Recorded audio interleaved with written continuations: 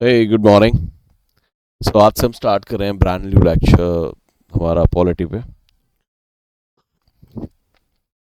हम स्टार्ट कर रहे हैं फ्रॉम द बिगिनिंग और हम कॉम्प्रिहेंसिवली करेंगे। थोड़ा टाइम लगेगा बट आप सब्जेक्ट को समझने लगोगे। जब समझोगे तो आपका इंटरेस्ट डेवलप होगा। आप इंटरेस्ट आएगा, जब इंटरेस्ट आएगा तो थोड़ा सा आप इसको सही से कर पाओगे। ठीक है। और बहुत बड़ा चंक होता है, अगर आप देखोगे एग्जाम्स में काफ़ी आता है ये। 20 22 25 क्वेश्चंस होते हैं तो आपको ढंग से करना पड़ेगा और क्लैरिटी के साथ करना रहेगा। जैसे मैंने अभी लास्ट जब मैं मेजॉरिटी के ऊपर मैंने जब लेक्चर लिया था तो मैंने आपको बताया भी था कि क्लैरिटी की डिमांड करता है सब्जेक्ट। और क्लैरिटी तभी आएगी जब आप उसको समझोगे, इंजॉय करोगे। ठीक है। जैसे मैं हूँ, मुझे लॉ की अगर कोई एक होता है ना कि मज़ा आता है, तो सिमिलरली अगर आप लॉ की कोई चीज़ मैं देखता हूँ तो मुझे मतलब थकान नहीं होती। I can watch series like. ठीक है। तो दैट्स हाउ इट इज। तो आपको एक सब्जेक्ट जब समझ में आएगा तो आपको इंटरेस्ट डेवलप होगा। So let's start. तो पहले तो चलते हैं। ठीक है। थोड़ा सा हिस्टोरिकल बैकग्राउंड देख लेते हैं, बहुत छोटा सा। राइट। हम बहुत ज़्यादा उतना ही समझेंगे, इतना ज़रूरी है। ठीक है। तो आपको सबको पता है कि जो ब्रिटिशर्स हैं केम टू इंडिया इन 1600। 1600 में हुआ क्या था, उन्होंने कंपनी बनाई थी और अपनी जो क्वीन है, क्वीन एलिजाबेथ फर्स्ट, उससे जाके इन्होंने एक चार्टर ले लिया था। ठीक है। कि वो इंडिया के साथ और to be specific eastern countries जो हैं, ठीक है, उनके साथ ट्रेड करना चाहते हैं और वो एक मोनोपोली चाहते हैं ताकि कोई और वहाँ ट्रेड ना करे आके। और उनको ये चार्टर मिल भी जाता है। ठीक है। सो 1600 से उन्होंने ट्रेड स्टार्ट कर दिया था। उसके बाद आपको पता है कि बक्सर जो था, बक्सर हुआ, बक्सर में वो जीत गए थे। जिन्होंने जब इन्होंने इंडियन तीन पावर्स को हरा दिया था, शाह आलम है ना, वो एक साथ थे, शाह आलम तुम्हारा सेकंड। ठीक है। जो अवध का नवाब था, राइट, एंड मीर कासिम जो बंगाल का, ठीक है, नवाब बना हुआ था। तो तीनों को जब इन्होंने इकट्ठा हरा दिया, उसके बाद इनके पास दीवानी राइट्स आ जाते। दीवानी राइट्स बेसिकली होते हैं क्या, rights over revenue and civil justice. मतलब उनको टैक्स कलेक्शन के राइट्स मिल गए। नाउ अब आपको थोड़ा सा समझ आएगा। मैं एक छोटी सी चीज आपको थोड़ा ध्यान से समझो, बहुत छोटी है। सो एक कंपनी होती है, what exactly is a company? Company क्या होती है? कंपनी के अंदर शेयर होल्डर्स होते हैं।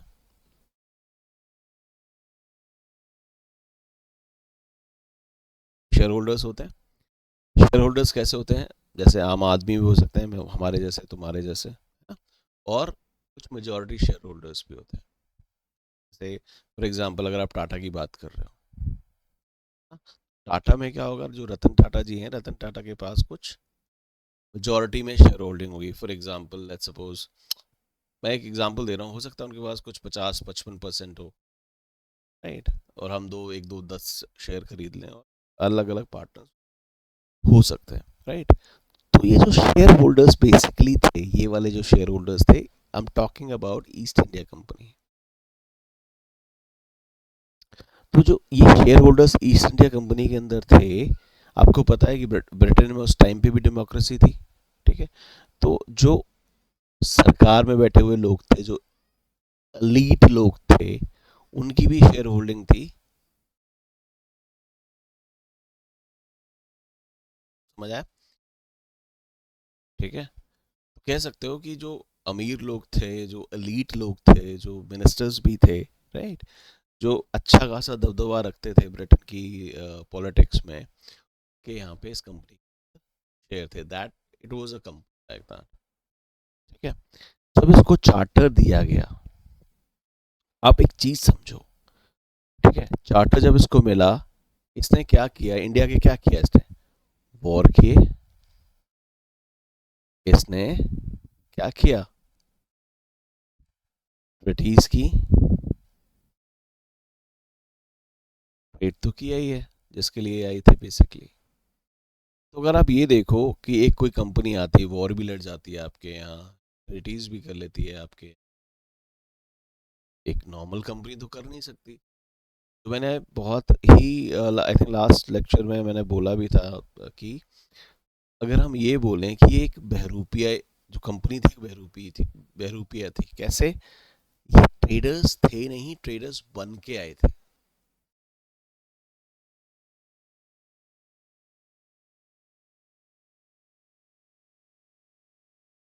अगर हिस्टोरिकली हम अलग बोलते हैं, पॉलिटिकली अगर आप समझो, ठीक है, ये ट्रेडर्स थे नहीं, एक्चुअली में ट्रेडर्स बन के। तो अगर आप देखोगे जब मुगल्स बहुत स्ट्रांग थे, 1600 से इन्होंने चलना स्टार्ट किया था, 1757, अगर आप देखोगे, मैं प्लासी तक की बात करता हूँ, ऑलमोस्ट 150 सालों तक उन्होंने कुछ बहुत कुछ ऐसा नहीं किया था जो पॉलिटिकली सिग्निफिकेंट। तो ये पॉलिटिक्स में इन्वॉल्व हो रहे थे। अगर आप देखो कार्नेटिक रीजन में ये वॉर्स जो हुए, पार्ट लिया था, छोटे मोटे आपस में झगड़ रहे थे क्योंकि उनके जो इंटरेस्ट थे, ट्रेड इंटरेस्ट थे, ठीक है, जैसे यूरोपियन पावर आपस में ही लड़ रहे थे, फ्रेंच के साथ लड़े ये, है ना, डचेस के साथ लड़ रहे थे, है ना, तो यूरोपियन पावर्स आपस में ही लड़।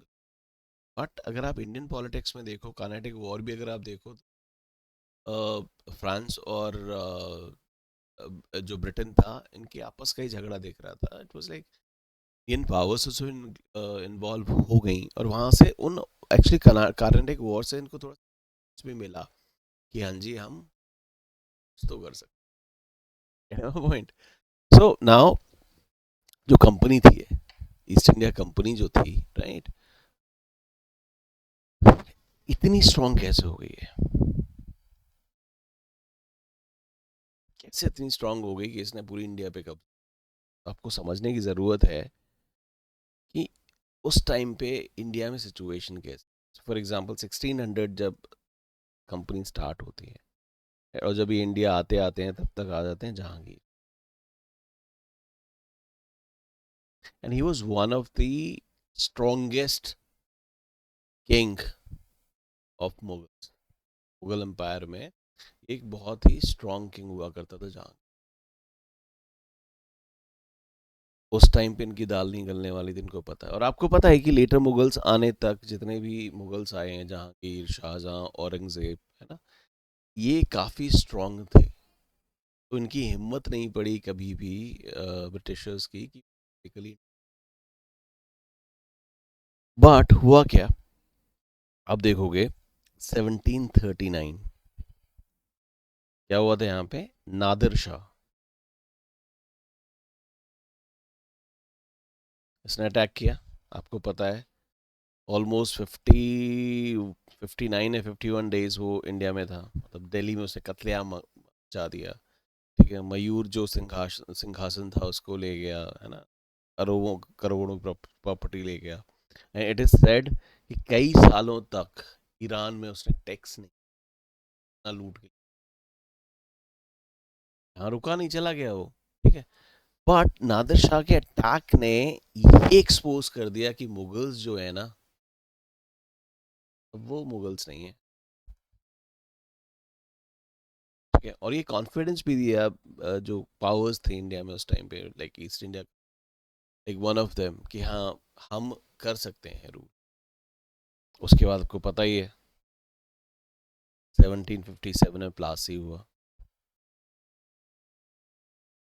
प्लासी में ये पूरा कॉन्स्पिरेसी था, इट वाज लाइक, आपको भी पता है ये जो वॉर जिसको हम बोलते हैं कि प्लासी के बारे में बोला जाता है, ये वो वॉर था जो कभी लड़ा।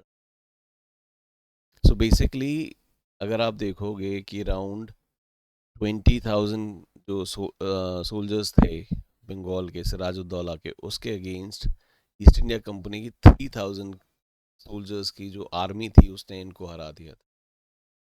वॉर बेसिकली हुआ ही नहीं था, कॉन्स्पिरेसी थी, और मारा गया था। इसने पहले ही, जो क्लाइव था, क्लाइव ने पहले ही फिक्स कर लिया था, तो ये it was like it was fix. तो अगर आप देखोगे कॉन्फिडेंस की अगर बात करोगे ब्रिटिश की, राइट, तो प्लासी से कॉन्फिडेंस नहीं आया था कि उन्होंने अपना मिलिट्री माइट नहीं दिखाया था, मिलिट्री उन्होंने अपनी पोजीशन पावर नहीं शो करी थी। और ये इट इज़ ट्रू कि प्लासी जो था ना, प्लासी के बाद तो बंगाल के रिसोर्सेज मिलना स्टार्ट हो गए थे। बंगाल से वो रिसोर्सेज यूटिलाइज कर रहे थे, बंगाल से रिसोर्सेज यूटिलाइज कर रहे थे। नाउ अब एक चीज आप सोचो, जो कंपनी है और यहाँ ब्रिटेन है, यहाँ पे डेमोक्रेसी है, मोमेंट नाउ जो कंपनी थी बक्सर से पहले, जब तक उसे दीवानी राइट्स नहीं मिले थे, तब तक क्या हो रहा था भाई, प्लासी से ले रहे थे। प्लासी के बाद जब इनको बंगाल के रिसोर्सेज जब ये यूज़ कर रहे थे, तो होता देखो, गली में होता क्या है नॉर्मली, अगर आप देखोगे कोई गुंडा आएगा ना, गुंडा आया, अरे भाई एक काम कर, 1000 रुपये दे, गुंडा टैक्स होता ना, 1000 रुपये दे, अब डर के मारे उसको दे दो, और इट डजंट लाइक, लोग उसको सही नहीं मानते। सिमिलरली ब्रिटेन के अंदर एक कॉमन परसेप्शन था, एक कॉमन अंडरस्टैंडिंग थी, जो कंपनी है इंडिया के अंदर लूट के पैसा बना रही है।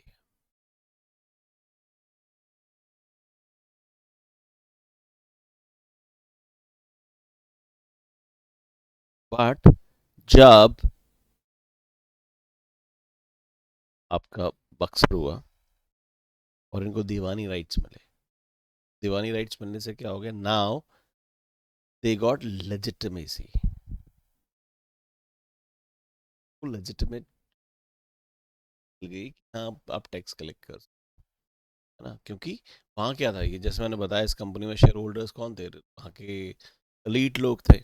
उनको भाई हर जब टर्म खत्म होता है उसके बाद जाना पड़ेगा जनता के पास, हाँ जी भाई साहब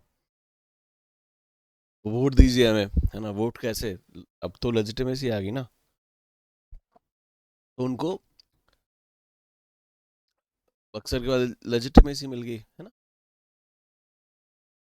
तो अब बेसिकली अगर आप देखो,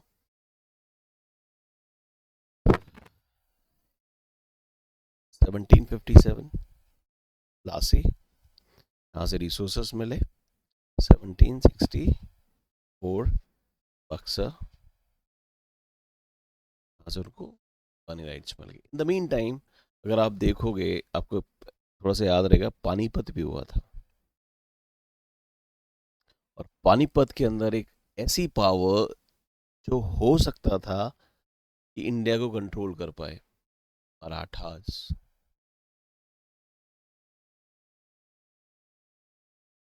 ठीक है, तो एक मराठास जो पावर थी, जो कि मुगल्स के बाद उनको रिप्लेस कर सकती थी, जो स्ट्रांग थी, वो पानीपत का जो वॉर हुआ 1761 के अंदर, तो पानीपत में मराठास जो थे पूरी तरह हार गए, मराठास पूरी तरह हार गए। और इस वॉर से ये डिसाइड हो गया कि, ये डिसाइड नहीं हुआ कि इंडिया में रूल कौन करेगा,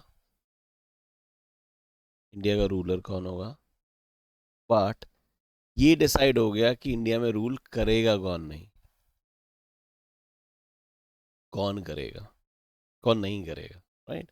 मराठास बुरी तरह हार गए, that means Marathas are not going to rule. ठीक है, अहमद शाह अब्दाली भी वापस चला गया, उसने रूल नहीं किया।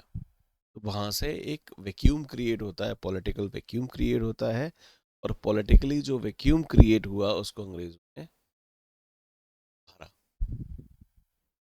ठीक है,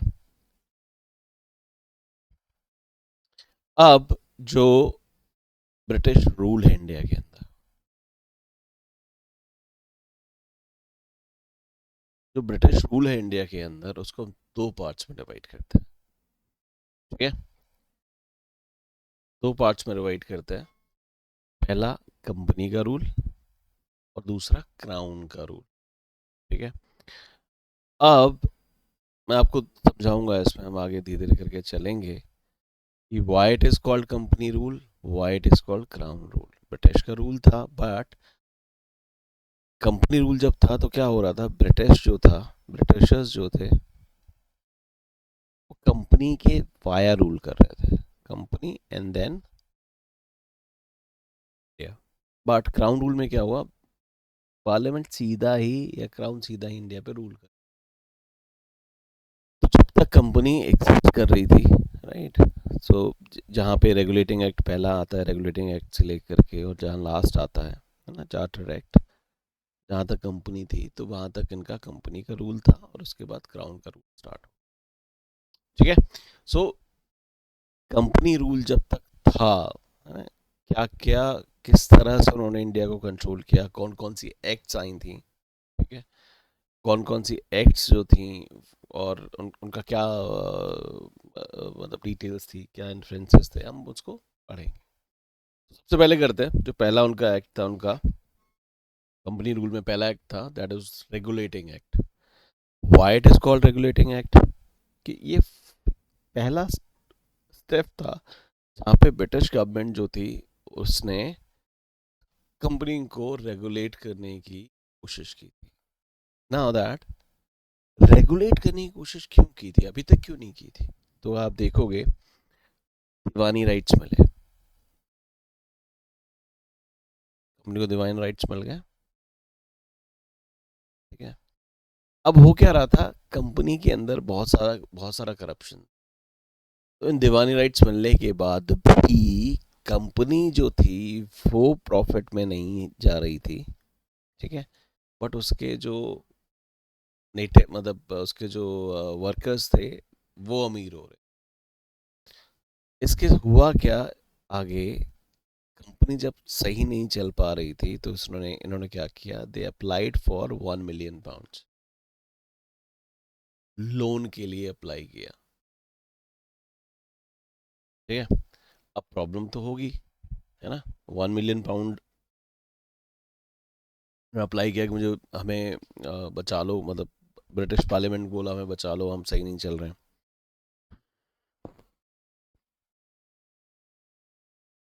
ठीक है। तो ब्रिटिश जो पार्लियामेंट थी ब्रिटिश जो पार्लियामेंट थी, ठीक है, उन्होंने इनको बोला ठीक है, हम आपको बचाएंगे, हम आपको 1 मिलियन पाउंड देंगे, बट बदले में हम क्या करेंगे, आपकी एक्टिविटीज को, आपको हम रेगुलेट करेंगे। क्या था, क्विड प्रो क्यो, ठीक है। सो नाउ दैट इसमें बेसिकली था क्या, इस रेगुलेटिंग एक्ट के अंदर इसका ऑफिशियल नाम जैसे था east India company act of 1772, हाँ भी याद रखो, नहीं पूछा गया है, बट जस्ट इन केस पीएससीज में नॉर्मली कभी कभी आ सकता है, ठीक है। तो इसका सिग्निफिकेंस क्या था, ये मैंने लिख दिया है कि ईस्ट इंडिया कंपनी का इसका जो ऑफिशियल नाम था वो था ईस्ट इंडिया कंपनी ऑफ 1772। तो 1773 में ये रेगुलेटिंग एक्ट इंडिया में आया, बट 1772 में ये ऑलरेडी उन्होंने पास कर दिया था। It was the first step taken by the British government to control and regulate the affairs of East India Company India। जैसे मैंने आपको बताया पहला स्टेप था ये, रेगुलेटिंग एक्ट उन्होंने पास तब किया था जब उन्होंने 1 मिलियन पाउंड दिए थे, और उन्हें लगा कि बहुत ज़रूरत है अब इनको रेगुलेट करने, ये सही से पता नहीं क्या कर रहे हैं, पैसे इनके पास आ रहे हैं और ये ज़बरदस्ती पैसों को उड़ा रहे हैं, कहीं कोई भी स्ट्रीमलाइनिंग नहीं है, ग्रॉस मिसमैनेजमेंट ऑफ फंड्स है, ठीक है, इतने सारे पैसे इनको मिलने के बावजूद भी ये डेट में आ गए हैं, ये बैंकरप्ट होने वाले हैं, ठीक है। अगर आप देखोगे इसी एक्ट के अंदर, आगे हम पढ़ेंगे डिटेलिंग में जाके, फॉर द फर्स्ट टाइम, ठीक है, कंपनी, इन्होंने लिखा था कि East India company has to report to the British crown around its affairs in India in terms of army expedition क्या होंगे, रेवेन्यूज़ के क्या थे, है ना। तो बेसिकली अगर आप देखोगे पॉलिटिकली और एडमिनिस्ट्रेटिव फंक्शन जो थे कंपनी के, यहाँ पे फर्स्ट टाइम पार्लियामेंट रिकॉग्नाइज कर रही, इससे पहले कोई एक्ट नहीं था, कुछ नहीं आया था, चार्टर्स एक्ट आए आ रहे थे, बट उनमें ऐसा कुछ नहीं था कि कंपनी जो है इंडिया के अंदर कोई पॉलिटिकल काम कर रही है, ऐसे ट्रेड कर रही है, but this was the first time जहाँ पे पॉलिटिकल और एडमिनिस्ट्रेटिव फंक्शंस जो थे कंपनी के वो रिकॉग्नाइज किए थे ब्रिटिश पार्लियामेंट। तो याद रखना क्वेश्चन आ सकता है कि Which act recognized political and administrative function first time? ये रेगुलेटिंग एक्ट था, ठीक है. It led the foundations of central administration in India. Central administration as an मतलब पूरा जो कंट्री है, ठीक है, वो रेगुलेट होगा, मतलब गवर्न होगा, एक सेंट्रल सरकार होगी, प्रोविंसेस में सरकार नहीं होगी. काइंड ऑफ जो अथॉरिटी होगी वो एक सेंट्रल गवर्नमेंट के पास होगी, ठीक है. That was central administration. हम थोड़ा सा पढ़ेंगे इस बारे में क्या है सेंट्रल एडमिनिस्ट्रेशन, बट थोड़ा डिटेलिंग में जाते हैं वन बाय वन. सो इसका जो पहला पॉइंट था, जो बंगाल में, आपको पता है 3 प्रेसिडेंसीज थी, ठीक है. एक थी बंगाल में, एक थी मैड्रास में, और एक थी बॉम्बे में. और ये तीनों की तीनों थी इंडिपेंडेंट थी एक दूसरे के, ठीक है. बट रेगुलेटिंग एक्ट 1770 था, उसने क्या 1773 क्या किया, जो बंगाल का गवर्नर था, इन तीनों में गवर्नर थे अपने अपने, ठीक है. ये जो गवर्नर था बंगाल का, इसको बना दिया गवर्नर जनरल ऑफ बंगाल.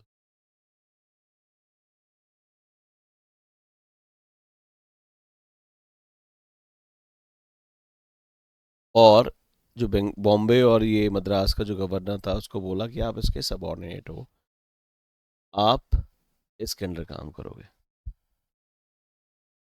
ये बात अलग है कि ये दोनों मतलब अपना अपनी मनमानी करते रहे, ये बोल के कि मैटर अर्जेंट था, इम्पोर्टेंट था, वो अलग चीज़ है.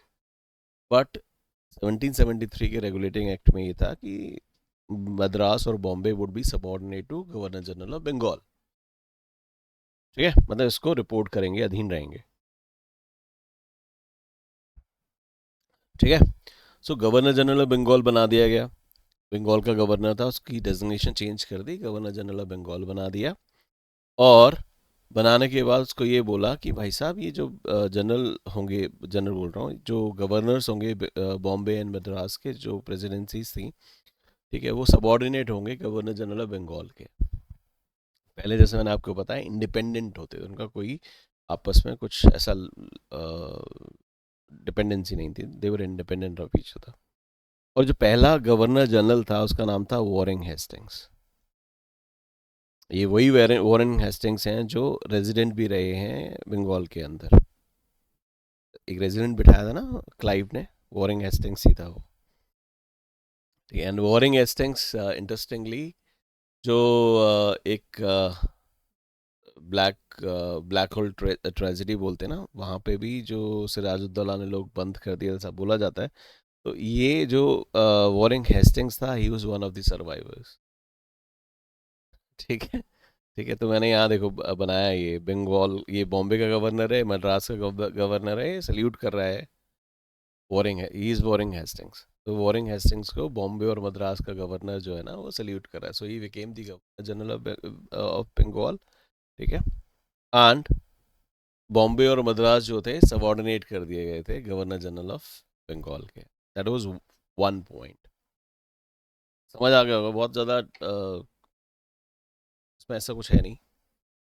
सेकेंड क्या था, ये थोड़ा सा इम्पोर्टेंट है. और ये जो नाम है ना, John Clavering, George Monson, Philips Francis, Richard Barwell, ये नाम जो है बेसिकली, ये पीएससीज में मैंने देखे हैं. यूपी पीसीएस का मैंने एक पेपर देखा है, उसके अंदर ये नाम पूछ लिए थे कि नाम बताओ भाई साहब, कौन से जो जो काउंसिल बनी थी, ठीक है. सो बेसिकली हुआ क्या था, गवर्नर ऑफ बंगाल था ना, उसको पता है आपको, गवर्नर जनरल ऑफ बंगाल बना दिया, गवर्नर जनरल ऑफ बंगाल, ठीक है. और उसको एक काउंसिल दी 4 मेंबर्स की, ठीक है, मतलब उसको एक कमेटी दे दी, एक काइंड ऑफ काउंसिल दे दी 4 लोगों की, कि आपकी मदद करेंगे ये एडमिनिस्ट्रेट जो भी फंक्शंस हैं, ठीक है. मतलब आपका रोल, जो आप गवर्नर जनरल हो गए हैं, गवर्नर जनरल के रोल में हेल्प करने के लिए आपको ये 4 मेंबर की आपकी कमेटी हेल्प करेगी. सो बेसिकली ये जो 4 मेंबर्स की जो कमेटी थी, तो ये असिस्ट कर रहे थे, राइट. बट यहाँ जो डिसीजन हो रहा था वो वोटिंग से होता था. डिसीजंस जितने भी होते थे वोटिंग से होते थे। और जो हमारा वॉरेन हेस्टिंग्स था, जो गवर्नर था, गवर्नर जनरल था, वॉरेन तभी वोट कर सकता था अगर कहीं पे भी टाई हो जाए मामला। मतलब अगर ये डिस्कशन चल रही है और 2/2 हो गया, तभी गवर्नर जनरल कर सकता था। अगर मामला ऐसे हो जाए, 3 ये हो जाए एक तरफ, ठीक है, एक ये बेचारा अलग रह जाए, तब वॉरेन हेस्टिंग्स की वोट की, तो उसके पास काइंड ऑफ वीटो पावर नहीं थी। अब अगर देखोगे, गवर्नर जनरल तो भाई साहब हैं वॉरेन, बट डिसीजंस कौन ले रहा है? काउंसिल। और उस टाइम पे ये जो काउंसिल थी, ठीक है, ये मतलब सोच के ही आई थी कि जो वॉरेन हेस्टिंग्स है करप्ट है, और नॉर्मली सपोर्ट नहीं, जो काउंसिल थी उसकी सपोर्ट नहीं कर रही थी वॉरेन को, तो he was kind of struggling, है ना। तो डिसीजंस कौन ले रहा है? काउंसिल। नाम किसका हो रहा है? गवर्नर जनरल का, ठीक है। इस काउंसिल को, और ये जो काउंसिल थी that was executive council, primarily executive council थी। एग्जीक्यूटिव आपको पता क्या होता है? स्टेट के 3 फंक्शंस होते हैं, राइट? क्या होता है? जुडिशरी होता है, एग्जीक्यूटिव्स होता है, और लेजिस्लेचर होता है। ये जो काउंसिल थी, ये इट वाज एग्जीक्यूटिव, एग्जीक्यूटिव, ये थे एग्जीक्यूटिव्स, बट ये कभी कभी लेजिस्लेटिव फंक्शंस। अब मैं थोड़ा सा समझाता हूँ इसको। सचिन तेंदुलकर, अगर सचिन तेंदुलकर की आप बात करोगे, क्या है वो? मतलब क्रिकेट खेलते थे वो, वाज अ क्रिकेटर। तो सचिन तेंदुलकर को अगर आप बोलोगे, क्या बोलोगे? कि वो बैट्समैन है, स्पेलिंग तेंदुलकर, ठीक है। इज ही ए बैट्समैन या बॉलर है? अब यही बोलोगे ना, he was a batsman, but कभी कभी बॉलिंग भी कर लेते, यही तो बोलोगे। सिमिलरली जो इनकी काउंसिल थी, काउंसिल जो थी बेसिकली एग्जीक्यूटिव थी, बट वो लेजिस्लेटिव फंक्शन भी कर रही थी।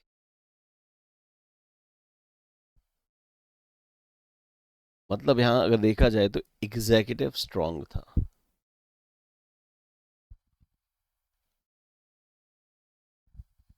समझ रहे हो? नाउ यहाँ पे ब्रिटेन क्या कर रहा है? वो कोशिश कर रहा है इंडिया को कंट्रोल करने की, ठीक है। कंट्रोल करने के लिए क्या होता है? कंट्रोल करने के लिए आपको क्या चाहिए? Concentration of power. पावरफुल आदमी चाहिए ना, कॉन्सेंट्रेशन ऑफ पावर, है ना। जब कॉन्सेंट्रेशन ऑफ पावर कैसे होगी? जब कॉन्सेंट्रेशन ऑफ पावर करोगे तो आप ऑब्वियसली सेंट्रलाइजेशन करोगे। मतलब सेंट्रलाइजेशन क्या है? एक ही पर्टिकुलर एंटिटी या एजेंसी को एम्पावर करोगे, अब ज़्यादा से ज़्यादा पावर दोगे, सो दैट कंट्रोल आपका बना रहे, ज़्यादा से ज़्यादा कंट्रोल, है ना। तो अगर आप देखोगे, एग्जीक्यूटिव जो था स्ट्रॉन्गर था यहाँ पे, लेजिस्लेटिव फंक्शन कभी कभी कर, तो basically executive was a executive council body, जो काउंसिल ऑफ 4 थी, सो कैलकाटा काउंसिल भी बोलते हैं। सो क्वेश्चन ऐसे भी आता है, ठीक है, कि governor general of Bengal was assisted by Calcutta council, या काउंसिल ऑफ 4, ऐसे भी आ जाता है। तो ठीक है, तो मल्टीपल चॉइस क्वेश्चंस में ऐसे लिखा रहता है, तो थोड़ा सा ध्यान रखना। काउंसिल ऑफ 4 भी बोलते थे, एग्जीक्यूटिव काउंसिल भी बोलते थे इसको। प्राइमरीली एग्जीक्यूटिव्स थे, but they also used to do legislative functions, ठीक है। अब देखो उस टाइम क्या सिचुएशन है। Executive is responsible to legislation, नहीं सॉरी, लेजिस्लेटिव, ये सुप्रीम कौन है अभी? लेजिस्लेटिव, एग्जीक्यूटिव सुप्रीम है। तो यहाँ पे क्या है, काइंड ऑफ लेजिस्लेटर्स जो थे, क्योंकि एग्जीक्यूटिव लेजिस्लेटिव फंक्शन कर रहा था, तो लेजिस्लेटिव फंक्शन जो सबऑर्डिनेट था एग्जीक्यूटिव पे,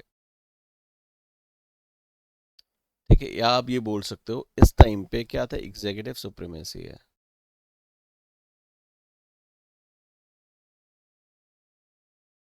आजकल क्या है, आजकल अब बताओ मोदी जी क्या है,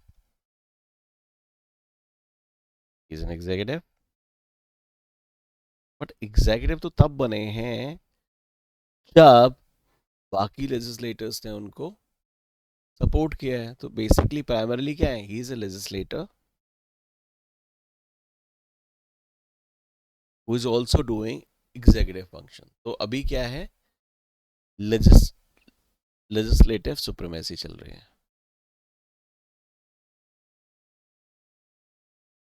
अब जो हम पढ़ रहे हैं, हम ये पढ़ेंगे कि एक एग्जीक्यूटिव सुप्रीमेसी से, जो एग्जीक्यूटिव सुप्रीमेसी थी, वहां से हम किस तरह से जो हिस्टोरिकल अंडरपिनिंग है या फिर जो हम पढ़ रहे हैं, वो बेसिकली हमारा ऑब्जेक्टिव क्या है कि हम एग्जीक्यूटिव सुप्रीमेसी से लेजिस्लेटिव सुप्रीमेसी तक कैसे आए। हिंदी मीडियम वाले परेशान मत होना, मैं आपको ये नोट्स दे दूंगा। ठीक है, टेलीग्राम आप ज्वाइन कर लेना मेरे को, या व्हाट्सएप पे मुझे हाई कर देना, मैं आपको ये नोट्स दे दूंगा। ठीक है, जहाँ पे एग्जीक्यूटिव स्ट्रॉन्गर था, वहाँ लेजिस्लेटिव कैसे स्ट्रांग हुए। तो ये जो कहानी है, ये पूरी जो चला है, दौर चला है, राइट, किस तरह से चेंज हुई एग्जीक्यूटिव सुप्रीमेसी से हम लेजिस्लेटिव सुप्रीमेसी कैसे बने। ठीक है, तो ये पूरा पढ़ेंगे। ठीक है, तो 2 पॉइंट हमने पढ़ लिए। गवर्नर जनरल, जो गवर्नर ऑफ बंगाल जो था, वो बन गया governor general of Bengal.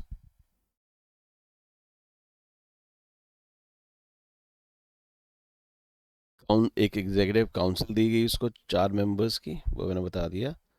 Decision voting से होता था, और गवर्नर जनरल जो था उसको कास्टिंग वोट था, मतलब टाई हो जाएगा तभी वो वोट कर पाएगा, अदरवाइज वो,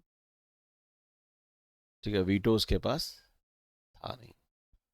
क्लियर है यहाँ तक, काउंसिल समझ आ गई है। उसके बाद अगले पॉइंट पे चलते हैं।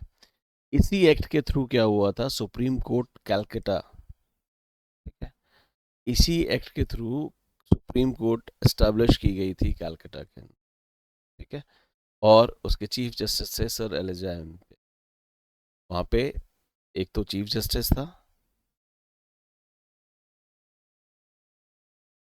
और एक और 3 नॉर्मल जजेस थे, एडिशनल जजेस।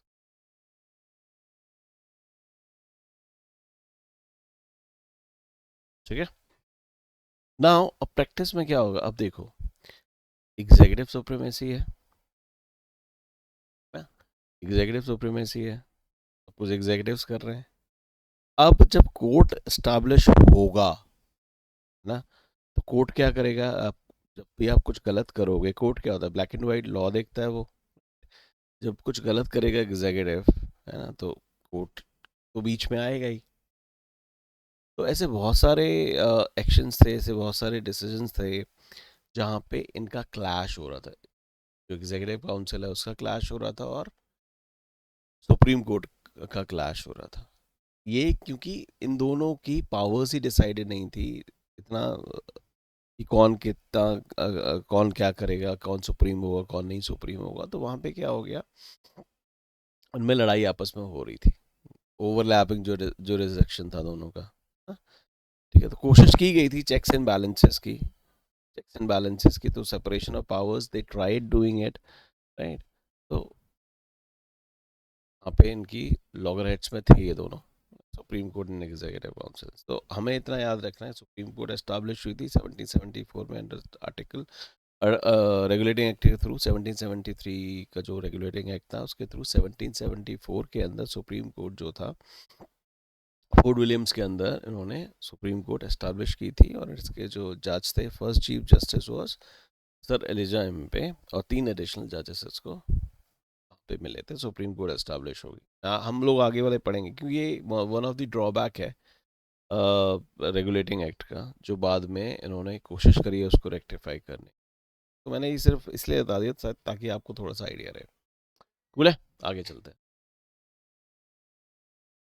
अब क्या हो क्या रहा था, कंट्रोल ही करने की कोशिश कर रही थी, जो क्राउन था कंट्रोल करने की कोशिश कर रहा था। तो उसने क्या बोला, जो कोर्ट ऑफ डायरेक्टर्स हैं, कोर्ट ऑफ डायरेक्टर्स क्या थे, जो गवर्निंग बॉडी है कंपनी की, सी से कोर्ट ऑफ डायरेक्टर्स, यहाँ पे भी आप देखोगे पेट्स इंडिया एक्ट आएगा, वहाँ पे एक और आ जाएगा, कोर्ट ऑफ डायरेक्टर्स थे ये। और पेट्स ऑफ इंडिया एक्ट से एक और नाम इंट्रोड्यूस होगा, बोर्ड ऑफ कंट्रोल। तो ये पॉलिटिकल यूनिट है जो आएगी आपकी पेट्स इंडिया एक्ट के बाद, पेट्स इंडिया एक्ट के बाद आएगी। तो आपको ये ध्यान, सी से कंपनी याद रखना, तो कंपनी का जो कमर्शियल अफेयर्स है वो कोर्ट ऑफ डायरेक्टर्स कर रहे थे। तो इसने एक्ट ने बोला कि अब कंपनी जो है, जो उसके कोर्ट ऑफ डायरेक्टर्स हैं, ठीक है, वो बताएंगे, रेवेन्यू को रिपोर्ट करेंगे, सिविल एंड मिलिट्री अफेयर्स जो भी इंडिया में कर रहे हैं लोग, उसको ये बताएंगे। कूल है, ठीक है। तो मतलब ये एक तरीका था चेक्स रखने का कंपनी के ऊपर, क्या कर रहे हो भाई तुम, इंडिया में कोई वॉर लड़ रहे हो क्या, तुमने कितना रेवेन्यू तुमने उठाया है ना, तो ये कोर्ट ऑफ डायरेक्टर्स जो हैं वो बताएंगे, ठीक है। और ये बाय लॉ हो गया था।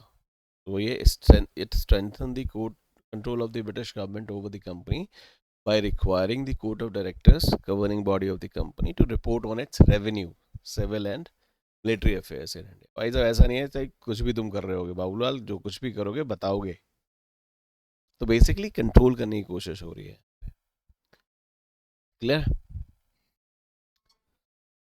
अब इसी एक्ट के अंदर अब हो क्या रहा है, वहाँ पे कंपनी को बोल दिया कि भाई साहब आप सारे जो कुछ भी आप करोगे आप हमें बताओगे, है ना। और उन्हें ये भी पता था कि एक जो मेजर फाइंडिंग थी वो ये थी कि जो कंपनी के जो सर्वेंट्स हैं वो प्राइवेट ट्रेड करते हैं, वो करप्ट हैं, ब्राइब्स लेते हैं नेटिव्स के साथ, ठीक है। इसी वजह से कंपनी जो थी वो बैंकरप्ट होने जा रही थी, और उसके जो ऑफिशियल्स हैं दे वर गेटिंग रिचर, रिच होते जा रहे, रिच होते जा रहे, रिच होते जा रहे, है ना। तो इसी एक्ट में लिखा कि भाई साहब अब कोई भी जो कंपनी का सर्वेंट होगा वो प्राइवेट ट्रेड नहीं करेगा, कहीं से भी गिफ्ट्स नहीं लेगा, ब्राइब्स नहीं लेगा। ये ना ब्राइब ले रहा है ना, टेबल के नीचे से ऊपर हाथ में ला रहा है, नीचे टेबल के नीचे से ब्राइब ले रहा है। तो कोई भी कंपनी का सर्वेंट है, एक तो प्राइवेट ट्रेड नहीं करेगा, कोई गिफ्ट एक्सेप्ट नहीं करेगा, और कोई ब्राइब नहीं। ये लिखा हुआ था रेगुलेटिंग एक्ट के अंदर। तो आप खुद सोचो कि इतना इतना प्रॉब्लम था बड़ा कि ये उनको एक्ट में लिख के देना पड़ा कि भाई साहब ब्राइब नहीं लोगे, प्रेजेंस नहीं लोगे, प्राइवेट ट्रेड नहीं करोगे। तो इतना इतना क्रिटिकल था, इतना ग्रेव था सिचुएशन उस टाइम पे। पॉइंट तो याद रखना ये वाला, ठीक है। सो ये कुछ मोटे मोटे पॉइंट्स थे जो मैंने आपको बता दिए हैं। क्वेश्चन देखते हैं। With reference to Regulating Act of 1773, consider the following statements. The Act introduced a legislative council of 4 members, a Supreme Court consisting of a Chief Justice and 3 judges was set up at Fort William to deal with the cases of crime.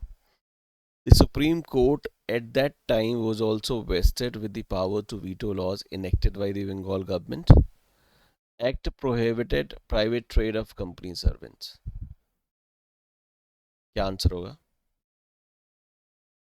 तो it is like based on new pattern, एक correct है, दो correct हैं, तीन correct हैं, सारे correct हैं। बताओ बताओ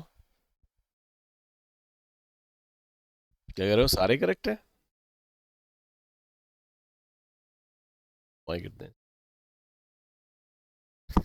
चलो देखते हैं। The act introduced a legislative council of 4 members. 4 members correct है, बट क्या ये लेजिस्लेटिव काउंसिल थी? It was executive council. पहले वाला गलत है। Supreme court consisting of a chief justice, एक चीफ जस्टिस था, 3 जजेस थे, करेक्ट है, फोर्ट विलियम में ही आई थी। हाँ, केसेस ऑफ क्राइम भी देखते थे, this is correct. The supreme court at that time vested, clashes चल रहे थे उनके, ठीक है, एग्जीक्यूटिव्स के साथ, that was one of the drawback, क्योंकि ज्यूरिडिक्शन डिफाइन नहीं था, तो वो प्रॉब्लम थी, that was also correct. Act prohibited private trade of company servants. Yeah, that's true. So 3 pairs are correct. Hope समझ आया होगा. ठीक है. So this was regulating act of 1773. I hope समझ आया होगा आपको. ठीक है. हम आगे चलेंगे. इसका अगला पार्ट हम हिस्टोरिकल अंडरपिनिंग करेंगे, जहाँ पे हम बात करेंगे. एक्ट ऑफ सेटलमेंट आएगा, पेट्स इंडिया एक्ट आएगा, काउंसिल एक्ट्स भी आएंगे, 1793 का चार्टर एक्ट आएगा, 1813 करेंगे. सो हम धीरे धीरे करेंगे. आई होप आपको समझ आया होगा 1773. अगर आपका कोई भी आपको लगता है कि नहीं, कुछ कन्फ्यूजन है, कुछ नहीं समझ आया था, है ना, आप मुझे मैसेज कर सकते हैं. This is my number, WhatsApp number 9695498835. ठीक है. सो इधर आई और माय टीम आपको रिस्पॉन्ड कर दे. ठीक है. चैनल को सब्सक्राइब कर लें. तो और बेल आइकन है, उसको भी प्रेस कर लें, सो दैट अगर नया कुछ आता है तो आपको सबसे पहले मिल जाए. दो हम हिस्टोरिकल अंडरपिनिंग का आज ही आज शाम को या फिर कल सुबह तक आपको नेक्स्ट वीडियो मिल जाएगा, जहाँ पे हम कवर कर रहे होंगे act of settlement. Act of settlement करेंगे जो 1781 में आया था, और एक करेंगे act of Pitt's India act.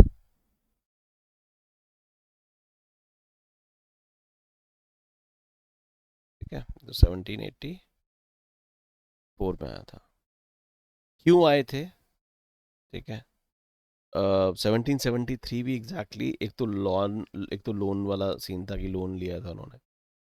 ठीक है. एक और बहुत सिग्निफिकेंट इवेंट हो रहा था, जो वॉर लड़े जा रहे थे, और उस वॉर में क्या हुआ था, ब्रिटिशर्स हार गए थे. ठीक है?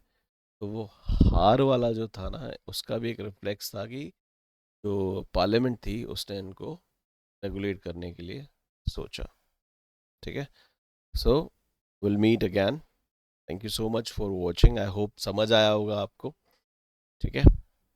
Stay tuned. आप सब्सक्राइब कर लिए चैनल को, फॉरवर्ड करिए अपने फ्रेंड्स को, रिलेटिव्स को. ठीक है. ये हम पूरा कोर्स पॉलिटी का इसमें करने वाले हैं. सो आज ये पहला लेक्चर था. तो हिस्टोरिकल अंडरपिनिंग हम 3-4 लेक्चर्स में ख़त्म कर देंगे. और ये कॉम्प्रिहेंसिवली मैं कर रहा हूँ. आपको देखो, मैंने कहीं आपको ये लिस्ट नहीं दी है, 1 by 1 हमने एक एक टॉपिक को पढ़ा है. ठीक है. So thank you so much for watching. Have a good day. Bye.